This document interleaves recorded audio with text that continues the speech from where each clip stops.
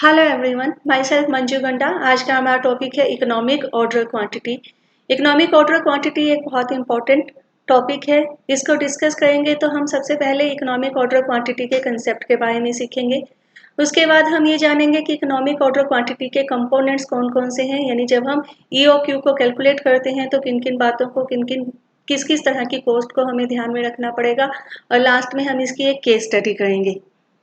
तो सबसे पहले हम इसके कंसेप्ट के बारे में स्टडी करते हैं कि मान लो आपकी एक फैक्ट्री है जिसमें फर्नीचर बनता है, यानी आप चेयर्स भी बना रहे हो, टेबल्स भी बना रहे हो, स्टूल्स भी बना रहे हो।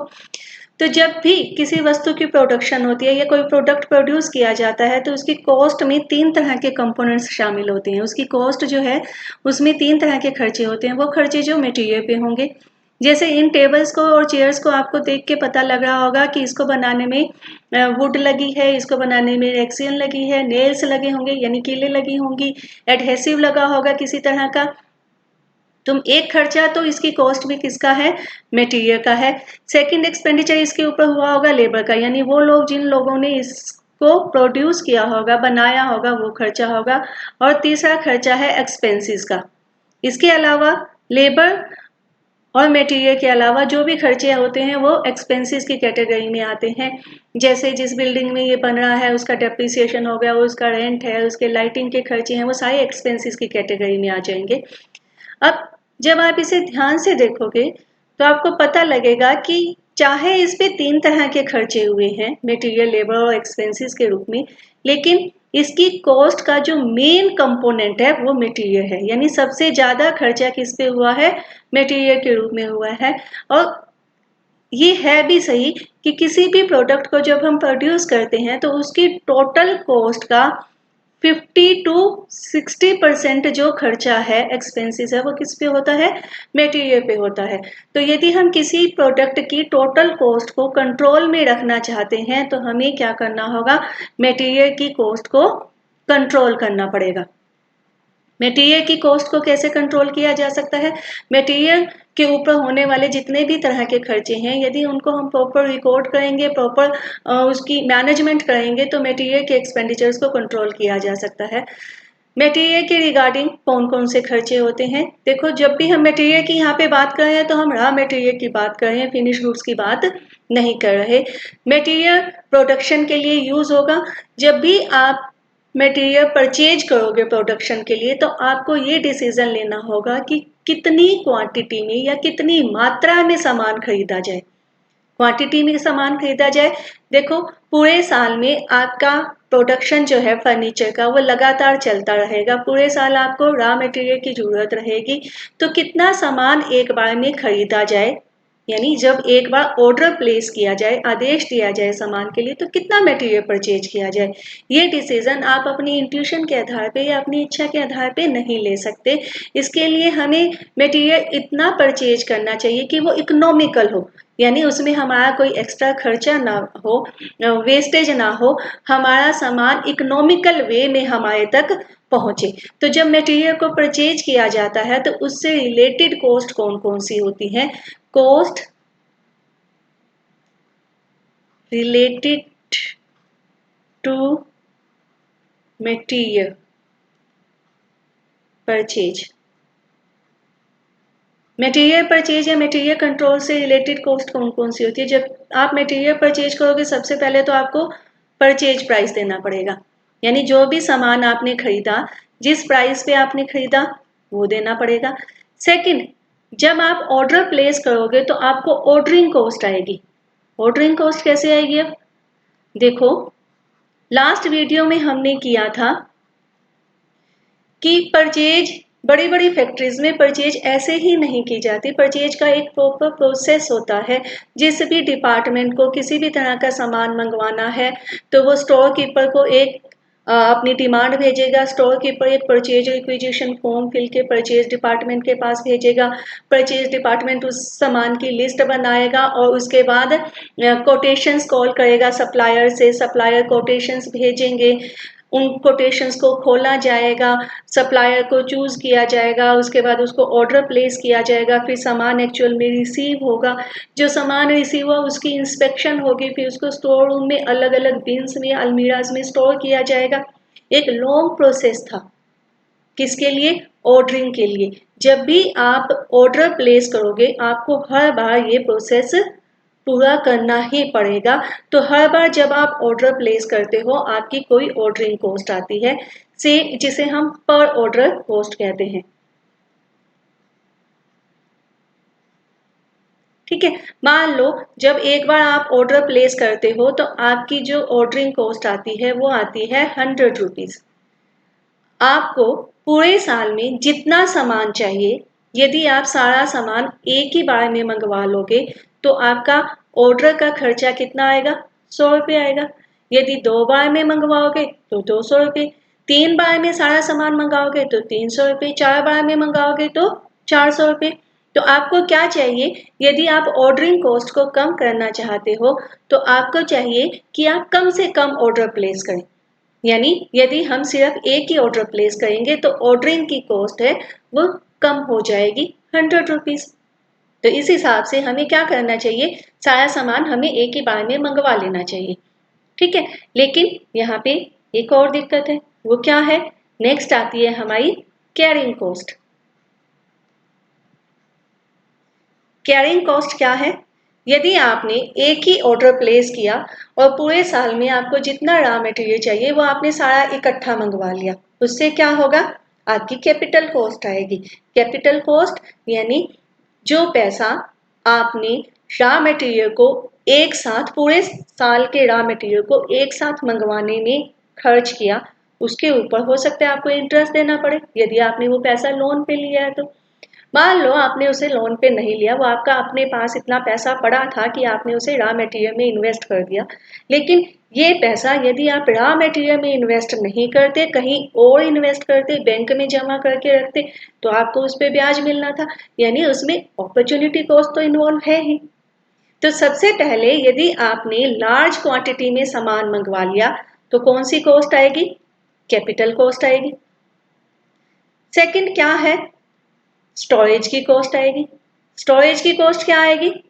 कि इतना सारा सामान आपने मंगवा लिया तो उसको आपको क्या करना पड़ेगा? स्टोर में संभाल के रखना पड़ेगा। स्टोर में संभाल के रखना पड़ेगा तो कौन कौन से खर्चे आएंगे? देखो, जो स्टोरेज की बिल्डिंग है उसका रेंट हो सकता है, उसका डेप्रिसिएशन हो सकता है। स्टोर रूम के रिकॉर्ड को मेंटेन करने के लिए आपने जो क्लर्क रखा हुआ है उसकी कॉस्ट आ सकती है। स्टोर रूम के लिए हो सकता है आपने इतना सारा सामान स्टोर करके रखा हुआ है, उसके लिए आपको वॉचमैन रखना पड़े, वॉचमैन के खर्चे हो सकते हैं। जो आपने सामान रखा हुआ है, जो इन्वेंट्री आपने स्टोर रूम में स्टोर करके रखी हुई है, उसको इंश्योरेंस करवाना पड़ेगा आपको, अदरवाइज उसके चोरी के खर्चे हो जाएंगे। ये सारी स्टोरेज कॉस्ट में आ जाएगा। कौन कौन सी कॉस्ट है इसमें? क्लरिकल एक्सपेंडिचर है, वॉचमैन के खर्चे हैं, इंश्योरेंस के खर्चे हैं, स्टोर रूम के लाइटिंग के खर्चे हैं। ठीक है, क्योंकि कुछ तरह का सामान ऐसा होता है जिसे हमने रेफ्रिजरेटर में रखना पड़ता है तो उसके इलेक्ट्रिसिटी के एक्सपेंसेस हो जाएंगे। इसके अलावा क्या होता है? सामान ज़्यादा होता है तो उसकी वेस्टेज ज़्यादा होती है।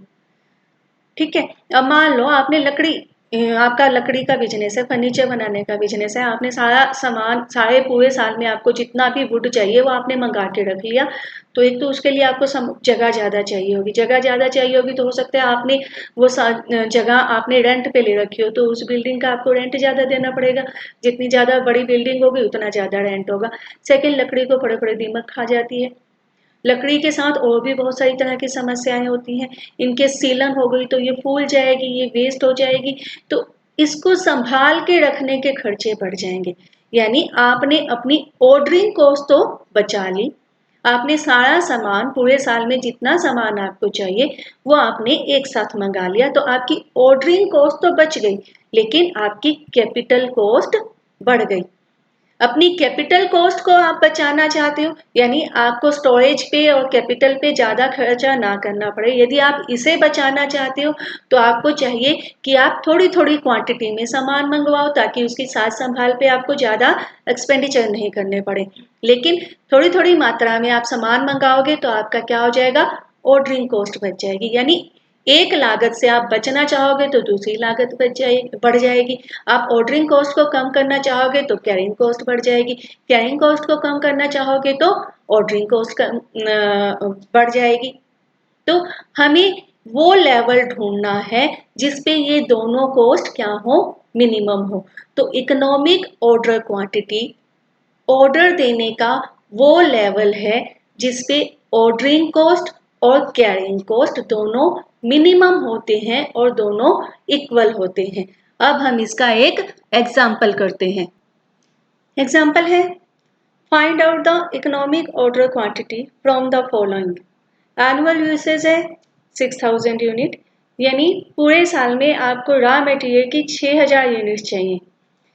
Cost of material per unit 20 rupees. Economic order quantity में नॉर्मली इसका यूज़ नहीं होगा, हम इसे फिक्स मान के चलेंगे। हम ये मान के चलेंगे कि ये फिक्स्ड है।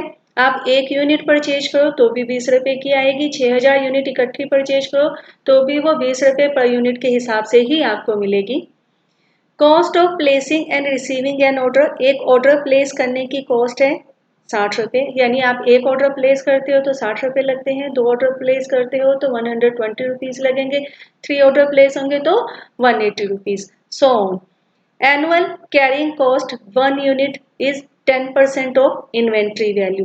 कैरिंग कॉस्ट या होल्डिंग कॉस्ट, सामान को होल्ड करके या कैरी करके स्टोर रूम में रखने की लागत, 1 यूनिट को हम 1 साल संभाल के रखते हैं तो कॉस्ट आती है 10% of inventory value. Inventory value यानी 1 यूनिट 20 रुपये की है, उसका 10% 2 रुपये आपकी एनुअल कैरिंग कॉस्ट है। तो यहाँ देखो हमारी एनुअल रिक्वायरमेंट या एनुअल यूजेज कितनी है, annual requirement of material 6000 unit है। 6000 यूनिट हमें पूरे साल में प्रोडक्शन के लिए रॉ मटेरियल के चाहिए। Ordering cost OC, cost of placing one order 60 रुपये है, एक ऑर्डर प्लेस करने की लागत। कैरिंग कॉस्ट यानी 1 यूनिट को 1 साल तक संभाल के रखने की लागत कितनी है, इन्वेंट्री वैल्यू का 10%, यानी प्राइस का 20 रुपीज़ का 10% हो गया 2 रुपये। ठीक है, तो अब हम इसे सॉल्व करते हैं कि मान लो ये सारी 6000 यूनिट हम एक ही ऑर्डर प्लेस करते हैं तो हमारी ऑर्डरिंग कॉस्ट और कैरिंग कॉस्ट कितनी आएगी। एग्जाम्पल करते हैं हम। सबसे पहले number of order per year, यानी हमने एक ही ऑर्डर प्लेस किया। यूनिट पर ऑर्डर यानी ऑर्डर साइज, एक ऑर्डर में हमने कितनी यूनिट्स मंगाई, हमें पूरे साल में 6000 यूनिट्स चाहिए, हमने सारी इकट्ठी मंगा ली। कॉस्ट ऑफ प्लेसिंग ऑर्डर 60 रुपये एक ऑर्डर प्लेस करने की लागत है, हमने एक ही ऑर्डर प्लेस किया तो 60 रुपीज़ आई। ठीक है, अब ये जो 6000 यूनिट्स हमने एक साथ मंगवा ली है, हमें ये संभाल के रखनी पड़ेंगी स्टोर रूम में। क्या हमें ये सारी 6000 यूनिट संभाल के रखनी पड़ेंगी, क्या हम इसमें से यूज नहीं करेंगे। इकोनॉमिक ऑर्डर क्वांटिटी में हम ये एज्यूम करके चलते हैं कि हम रॉ मटेरियल को पूरे साल एक समान इक्वली यूज करते रहते हैं। तो यानी ये 6000 यूनिट्स हैं जो हमने पूरे साल में यूज करनी है। फर्स्ट मंथ में हम 500 यूनिट्स यूज करेंगे, बच जाएंगी at the end of month 5500, उससे अगले महीने में बच जाएंगी 5000, फिर बचेंगी 4500, फिर हमें संभालनी पड़ेंगी 4000, फिर 3500, फिर 3000 एंड सो ऑन, यानी लास्ट मंथ तक आते आते आपको 0 यूनिट संभालनी पड़ेंगी, सारा रॉ मटेरियल यूज हो जाएगा। ठीक है, समझ में आया। 6000 यूनिट्स हमने एक साथ मंगवा ली, पहले महीने में हमने 500 यूनिट यूज कर ली तो 5500 बच गई, दूसरे महीने में हमने फिर से 500 यूनिट यूज की तो 5000 यूनिट्स बच गई, फिर 500 यूनिट थर्ड मंथ में यूज हो जाएंगी तो हमारे पास 4500 बच जाएंगी और लास्ट में आते आते सारा मटेरियल खत्म हो जाएगा। तो सारी 6000 यूनिट्स तो हमें पूरा साल संभाल के नहीं रखनी पड़ी, तो हम ये मान के चलेंगे कि हमें एवरेज यानी 6000 को हम 2 से डिवाइड करेंगे, डिवाइडेड बाय 2, तो 3000 यूनिट्स हमें पूरा साल संभाल के रखनी पड़ी। तो एवरेज इन्वेंट्री निकालेंगे। एवरेज इन्वेंट्री कैसे निकलेगी, जो भी आपका ऑर्डर साइज है, फर्स्ट इसमें कंडीशन में हमारा ऑर्डर साइज 6000 यूनिट्स का है, इसका एवरेज लिया जाएगा, इसको 2 से डिवाइड करेंगे, इसको 2 से हम डिवाइड करेंगे, ये आ गया 3000। अब 3000 यूनिट्स को हमने संभाल के रखा पूरे साल एवरेज में, और एक यूनिट को संभाल के रखने की लागत कितनी है, यहाँ हमने किया, एक यूनिट को संभाल के रखने की कॉस्ट आती है 2 रुपीज। तो 3000 यूनिट्स को संभाल के रखने की कॉस्ट आएगी 3000 मल्टीप्लाई बाय 2, 6000। ठीक है, तो अब हम देखेंगे इन्वेंट्री की cost other than purchase price कितनी आई। देखो 60 रुपए आए ऑर्डरिंग की कॉस्ट के, यानी हमने ऑर्डर प्लेस किया 60 रुपीज लगे, और पूरे साल हमने सामान को संभाल के रखा 6000 रुपीज वो लगे। टोटल कॉस्ट आई हमारे पास 6060 रुपीज। तो क्या हम इसे कम कर सकते हैं? हम क्या करें, यदि हम 2 ऑर्डर प्लेस कर दें, सेकेंड कंडीशन हम एज्यूम करते हैं, मान लो हमने 2 ऑर्डर प्लेस किए, 2 ऑर्डर प्लेस किए तो यूनिट पर ऑर्डर कितना हुआ, 6000 यूनिट हमें पूरे साल में चाहिए, हम उसे 2 बार में मंगाएंगे तो एक ऑर्डर में हमारे पास आएंगे 3000 यूनिट्स। 3000 यूनिट हमने मंगवाए, 2 ऑर्डर प्लेस किए, एक ऑर्डर प्लेस करने की कॉस्ट थी 60 रुपीज, तो 2 ऑर्डर प्लेस करने की कॉस्ट कितनी हुई 120, 60 मल्टीप्लाई बाय 2 आपके पास आ गया 120। 2 ऑर्डर प्लेस करने की कॉस्ट कितनी हो गई 120। अब एवरेज इन्वेंट्री क्या होगी, जितना सामान हमने मंगवाया वो डिवाइडेड बाय 2, एवरेज इन्वेंट्री आई हमारे पास 3000 डिवाइडेड बाय 2, 1500। 1500 यूनिट को हमने पूरा साल संभाल के रखा, और एक यूनिट को संभालने की कॉस्ट है 2 रुपये, तो ये आ जाएगा 3000 रुपीज। हमारी कैरिंग कॉस्ट या स्टोरेज कॉस्ट आई 3000 रुपीज। ठीक है, अब देखते हैं हमारी टोटल कॉस्ट कितनी हुई। 120 रुपीज हमारी ऑर्डर प्लेस करने की कॉस्ट आई, और 3000 रुपीज जो सामान हमने मंगवाया उसको संभाल के रखने की लागत आई। टोटल कॉस्ट हुई 3120। क्या होगा यदि हम 3 ऑर्डर प्लेस करें, यदि 3 ऑर्डर प्लेस किए जाते हैं, 6000 यूनिट चाहिए हमें, 3 बार में मंगाएंगे तो एक बार में आएंगे 2000 यूनिट्स। ठीक है, ऑर्डरिंग कॉस्ट, एक ऑर्डर प्लेस करने की कॉस्ट 60 रुपीज, तो 3 ऑर्डर प्लेस करने की कॉस्ट 180 रुपीज। एवरेज इन्वेंट्री कितनी हो जाएगी 2000 डिवाइडेड बाय 2, 1000। 1000 यूनिट्स को हमने पूरा साल संभाल के रखना है, एक यूनिट को संभाल के रखते हैं तो 2 रुपये, 1000 यूनिट को संभाल के रखने की कॉस्ट 2000 रुपीज। टोटल कॉस्ट कितनी हुई 180 रुपीज की ऑर्डरिंग कॉस्ट है, और 120 रुपीज की आपकी कैरिंग कॉस्ट है 2180। ये देखो जैसे जैसे हमारा ऑर्डर का साइज स्मॉल होता जा रहा है, नंबर ऑफ ऑर्डर हमारे बढ़ते जा रहे हैं, हमारी टोटल कॉस्ट कम होती जा रही है, हमें इसके ऑप्टिमम लेवल पे पहुंचना है। नेक्स्ट, अब हम आगे करते हैं, यदि हम 4 ऑर्डर प्लेस करते हैं तो क्या होगा, 1500 यूनिट्स हम एक बार में मंगाएंगे। 4 ऑर्डर्स हैं 60 रुपीज एक ऑर्डर के, तो 4 ऑर्डर के 240 rupees. Average inventory 1500 divided by 2, 750 की एवरेज इन्वेंट्री आ गई। 750 यूनिट्स को हम संभाल के रखते हैं, एक यूनिट को संभालने की लागत है 2 रुपये, तो 1500 1500 रुपये आ गई carrying cost. Carrying cost plus ordering cost, ये आ गया 1740 रुपीज। तो ये क्या हो गया और कम हो गया। ठीक है, इसे हम आगे करते जाएंगे जब तक कि ये कॉस्ट हमारी मिनिमम ना हो जाए। यदि हम 5 ऑर्डर प्लेस करते हैं, हमारी ऑर्डर साइज हो जाएगा 1200, 6000 डिवाइडेड बाय 5, कैसे आएगा ये 6000 डिवाइडेड बाय 5, 1200 यूनिट। ठीक है, 5 ऑर्डर प्लेस किए हैं तो उसकी कॉस्ट आ गई 300 रुपये। ठीक है, एवरेज इन्वेंट्री हुई 1200 डिवाइडेड बाय 2, 600 रुपये की एवरेज इन्वेंट्री हुई, और हमारे पास कैरिंग कॉस्ट हुई 600 मल्टीप्लाई बाय 2, 1200 की। टोटल कॉस्ट हुई हमारी 300 की ऑर्डरिंग कॉस्ट है, 1200 की कैरिंग कॉस्ट है, 1500 की टोटल कॉस्ट हुई। नेक्स्ट करेंगे, यदि हम 6 ऑर्डर प्लेस करते हैं, 6 ऑर्डर प्लेस करते हैं तो एक ऑर्डर में हम मंगाएंगे 1000 यूनिट्स। 6 ऑर्डर है तो कॉस्ट हो जाएगी ordering cost 360 rupees. Average inventory 1000 divided by 2, 500 units की। 500 यूनिट्स को, एक यूनिट को संभालने का खर्चा आता है 2 रुपये, तो 500 यूनिट को संभालने का खर्चा आएगा 1000 रुपीज। और टोटल हमारी कॉस्ट हुई 1000 प्लस में 360 1360। देखो कॉस्ट कम होती जा रही है हमारी।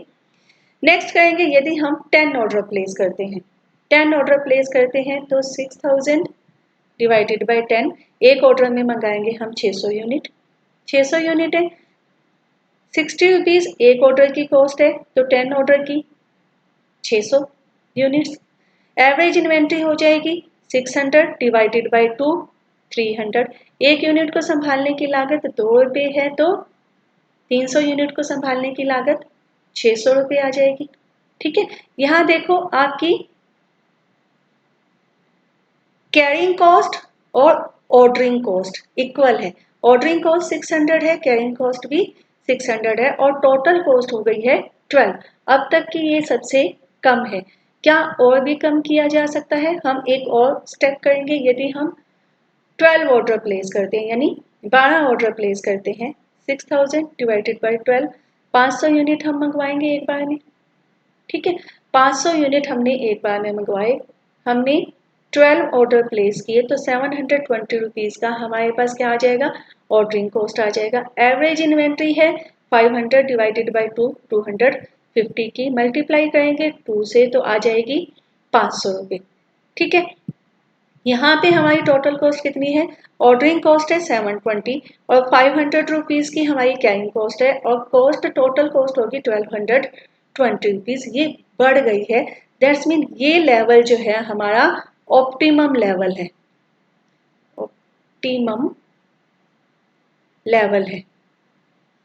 यहाँ पे क्या है देखो, यहाँ पे हमारी ऑर्डरिंग कॉस्ट और यहाँ पे हमारी कैरिंग कॉस्ट दोनों इक्वल है और टोटल कॉस्ट मिनिमम है।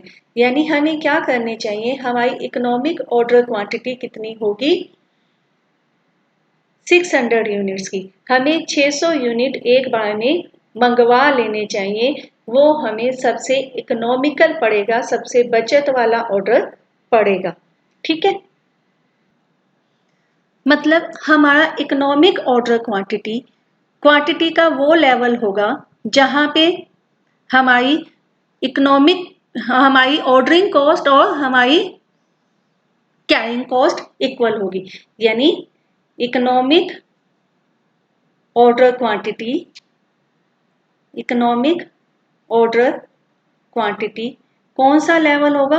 वो लेवल होगा जब हमारी टोटल ऑर्डरिंग कॉस्ट किसके इक्वल होगी? टोटल कैरिंग कॉस्ट के इक्वल होगी। यही हमने इस एग्जाम्पल में किया। अब टोटल ऑर्डरिंग कॉस्ट हमने कैसे निकाली थी? हमारी जो एनुअल रिक्वायरमेंट थी, एनुअल रिक्वायरमेंट को हमने डिवाइड किया था क्वांटिटी पर ऑर्डर से और मल्टीप्लाई किया था पर ऑर्डर कॉस्ट से। यही किया था। देखते हैं फिर से हम हमारी ये ऑर्डरिंग कॉस्ट थर्ड उसमें करते हैं, कैसे आई थी? हमारी एनुअल रिक्वायरमेंट कितनी थी हमारी? 6000 यूनिट्स की। ये ऑर्डरिंग कॉस्ट कैसे कैलकुलेट की हमने? हमारी एनुअल रिक्वायरमेंट थी, यहाँ देखो 6000 यूनिट्स की थी, पूरे साल में हमने 6000 यूनिट्स चाहिए थे। हमने क्या किया? इसको डिवाइड किया क्वांटिटी पर ऑर्डर। एक ऑर्डर में हमने कितने यूनिट्स मंगवाए? क्वांटिटी पर ऑर्डर QO यानी कितना? 2000 से, और मल्टीप्लाई किया था एक ऑर्डर देने की कॉस्ट से। मल्टीप्लाई किससे किया था हमने? 60 से। ये आया 3 मल्टीप्लाई बाई 60, यहाँ पे आ गया हमारे पास 180। ये 180 कैसे आया था? जब हमने हमारी एनुअल रिक्वायरमेंट को क्वांटिटी पर ऑर्डर से डिवाइड किया और एक ऑर्डर देने की जो हमारी कॉस्ट थी, कॉस्ट ऑफ प्लेसिंग पर ऑर्डर से मल्टीप्लाई किया तो 180 आया था। तो दैट्स मीन क्या हुआ?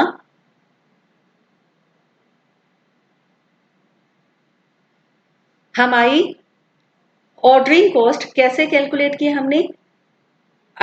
Annual requirement divided by quantity पर order multiply by ordering cost. ये किसके इक्वल होनी चाहिए?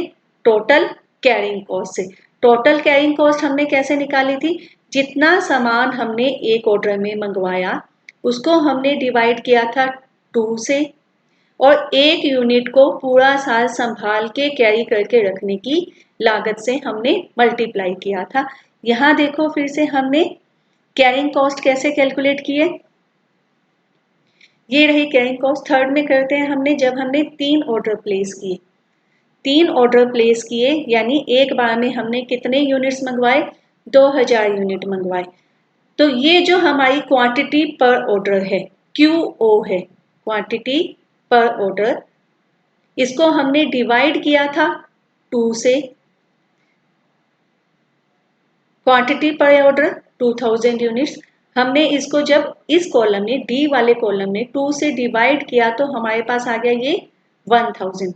हमने ये मान के चला था कि मटेरियल पूरा साल एक समान रूप से इस्तेमाल होता रहेगा, तो सारी 2000 यूनिट्स हमें पूरा साल संभाल के रखनी नहीं पड़ेंगी, उसका एवरेज लिया था। तो उसको हमने डिवाइड किया 2 से, और एक यूनिट को संभाल के रखने का खर्चा है 2 रुपये, तो मल्टीप्लाई किया था हमने इसको कैरिंग कॉस्ट पर यूनिट से, ऐसे कैलकुलेट किया था। तो यही अब इसको हम फिल करते हैं।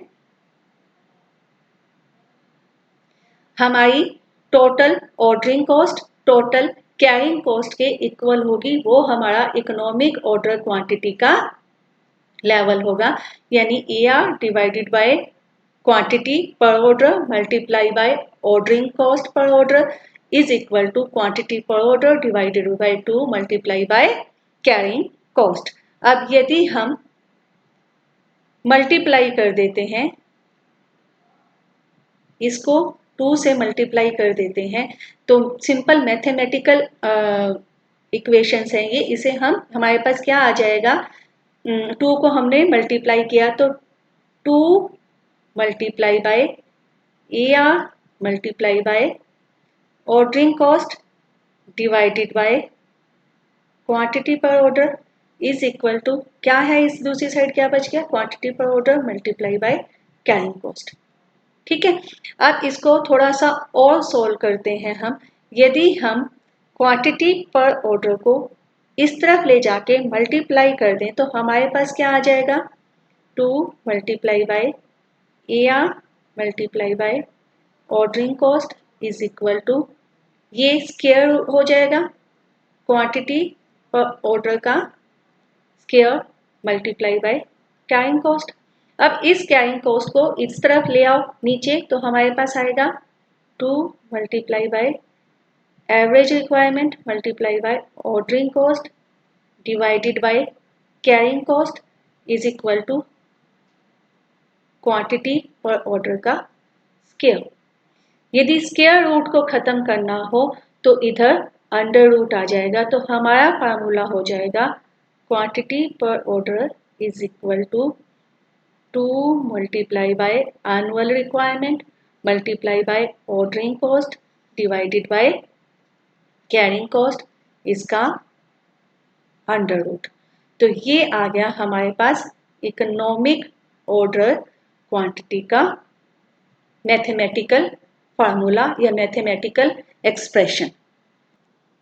तो अब हमने जो एग्जाम्पल किया है, जो उसको मैथमेटिकल एक्सप्रेशन से, मैथमेटिकल फार्मूला से सोल्व करके देखते हैं। इसमें हमारे पास क्या दिया हुआ था, हमारे पास एनुअल रिक्वायरमेंट दी हुई है 6000 यूनिट्स की,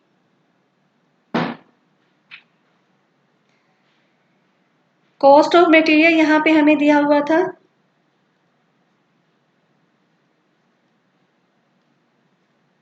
क्वेश्चन में दिया हुआ है per unit ₹20। Cost per order question में दिया हुआ है, यानी हमारी ऑर्डरिंग कॉस्ट, ऑर्डरिंग कॉस्ट है हमारे पास ₹60। ठीक है, नेक्स्ट हमें दिया हुआ है एनुअल कैरिंग कॉस्ट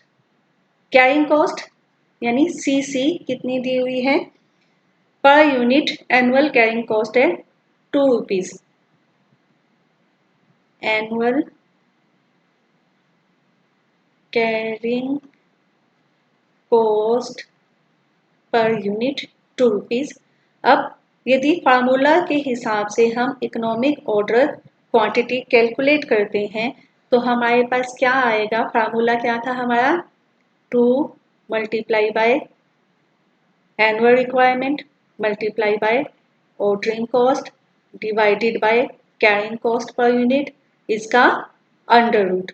तो इक्वल टू 2 एनुअल रिक्वायरमेंट है हमारे पास 6000 यूनिट की, multiply by 6000 multiply by ordering cost 60 divided by carrying cost per unit 2 और इसका अंडर रूट। अब हम इसे सॉल्व करें, ये आ जाएगा 600 यूनिट्स। ठीक है, तो ये था economic order quantity. Economic order quantity की कुछ अजम्पशंस हैं। यदि हम इसे ग्राफ पे प्रेजेंट करेंगे तो इकोनॉमिक ऑर्डर क्वांटिटी कौन सा लेवल होगा? वो लेवल जहां पे ऑर्डरिंग कॉस्ट और carrying cost, total ordering cost और टोटल कैरिंग कॉस्ट एक दूसरे को इंटरसेक्ट करती हैं, वो लेवल आपका होगा इकोनॉमिक ऑर्डर क्वांटिटी का। ठीक है, इसकी कुछ अजम्पशंस हैं। अजम्पशंस क्या क्या है? First, cost of ordering remain constant, यानी ऑर्डर देने की लागत कांस्टेंट रहेगी। The demand rate for the year is known and evenly spread through out the year. Raw material की जो डिमांड है वो हमें पता है कि हमें पूरे साल में कितना रॉ मटेरियल चाहिए और ये डिमांड पूरे साल इक्वली रहती है, यानी हर महीने हर दिन हमें इक्वल अमाउंट चाहिए होता है through out the year. The lead time is not fluctuating, lead time fluctuate नहीं करेगा। लीड टाइम क्या होता है? लीड टाइम होता है जिस डेट को हम ऑर्डर प्लेस करते हैं सामान देने के लिए और जिस डेट को हम उसे रिसीव करते हैं, वो जो टाइम है उसे हम लीड टाइम कहते हैं। लीड टाइम इसमें फिक्स रहेगा। नेक्स्ट, नो कैश और सेटलमेंट डिस्काउंट्स आर अवेलेबल। इसका मतलब हुआ कि यदि हम लार्ज क्वांटिटी में सामान खरीदते हैं, यानी सारा रॉ मटेरियल हम एक साथ मंगवा लेते हैं, तो हमें किसी तरह का कोई डिस्काउंट नहीं मिलेगा, ना ही हमें कोई कैश डिस्काउंट मिलेगा। यानी जो परचेज प्राइस है वो कांस्टेंट रहेगा। Purchase price per unit is constant. Next, economic order quantity का ये जो प्लान है ये सिर्फ हम एक ही प्रोडक्ट के लिए कैलकुलेट करेंगे। ऐसा नहीं है हमें हमारा जो रॉ मटेरियल है वो 3 या 4 तरह का है और सबके लिए हम इकोनॉमिक ऑर्डर क्वांटिटी एक साथ कैलकुलेट करें, ऐसा हम नहीं कर सकते। नेक्स्ट क्या है कि order is delivered in the quantity that was demanded in a whole batch, कि हम जितना सामान मंगवाते हैं वो हमें मिल जाएगा, जितना सामान हम मंगाते हैं होल बैच में, यानी एक ही बार में हमें वो सारा का सारा सामान मिल जाएगा। ये कुछ अजम्पशंस थी इकोनॉमिक ऑर्डर क्वांटिटी की। इसका एक और केस स्टडी हम करेंगे नेक्स्ट वीडियो में। तब तक के लिए थैंक यू।